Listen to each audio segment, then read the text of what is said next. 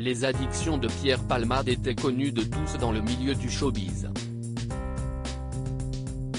Le 10 février dernier, l'humoriste de 54 ans s'est retrouvé impliqué dans un grave accident de la route, survenu en Seine-et-Marne, qui a fait 3 blessés graves. Depuis, les amis du comédien se sont fait plutôt discrets, évitant de réagir publiquement à cette sombre affaire. Il faut dire que certains membres de son entourage, à l'image de Michel Larocque, ont souffert de ses excès. Pierre Palmade en avait conscience. Dans son autobiographie dite À mon père que je suis célèbre, parue aux éditions HarperCollins en 2019, il admettait avoir fait du mal à son acolyte de l'époque. Elle souffre parfois de me voir fatigué, euphémisme.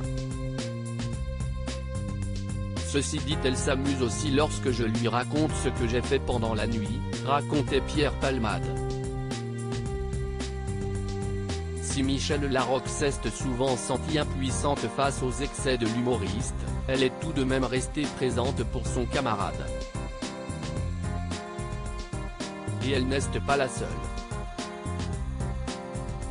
Dans les coulisses des Enfoirés, Jean-Jacques Goldman a lui aussi été témoin des addictions du comédien. Pour autant, il a décidé de ne pas juger celui qui a rejoint la troupe en 1993. Jean-Jacques m'a toujours pardonné, notamment lorsque j'arrivais dans un sale état pour le concert des Enfoirés. Il m'a pris sous son aile, s'était souvenu Pierre Palmade dans son livre paru en 2019. Et de relater une conversation qu'il a eue avec l'interprète de Comme toi, tu es plus abîmé qu'emmerdant, me disait-il. Aux yeux de l'humoriste, le père de Michael Goldman a d'ailleurs fait partie de ses substituts partenaires très importants. Supérieur à Pierre Palmade, Muriel Robin, Michel Larocque, Véronique Sanson. Les femmes de sa vie. Et quand Pierre Palmade se confiait sur son addiction à la drogue devant un juge, Pierre Palmade, qui est actuellement placé sous bracelet électronique et assigné au service d'addictologie de l'hôpital Paul Brousse, Val-de-Marne, dans le cadre d'une enquête pour homicide et blessures involontaires, n'en est pas à son premier écart. Emporté par la frénésie du succès au moment de faire ses premiers pas en tant que comédien, il s'est perdu dans la nuit parisienne et ses dérives. Résultat, en 1992, la police a mis la main sur un sachet de cocaïne caché dans sa table de chevet, comme l'a rapporté le Nouveau Détective, ce mercredi 22 février. Convoqué devant le juge, le complice de Muriel Robin a détaillé ses habitudes destructrices.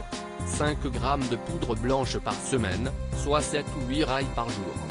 Suite à cette audience, le procureur a requis 4 mois de prison avec sursis. Des mots qui ont profondément bouleversé le comédien. Je m'effondre. Mon avocat se lève. J'entends sa plaidoirie dans un état second. Il plaide la jeunesse, la fragilité. Je ne sais plus. Il se passe 8 jours entre le procès et le verdict. 8 jours pendant lesquels j'ai sérieusement envisagé de mourir si on me parlait de prison. Même avec sursis, a écrit Pierre Palmade dans son autobiographie dite À mon père que je suis célèbre. Finalement, l'humoriste a été condamné à 10 000 francs d'amende. Crédit photo, agence.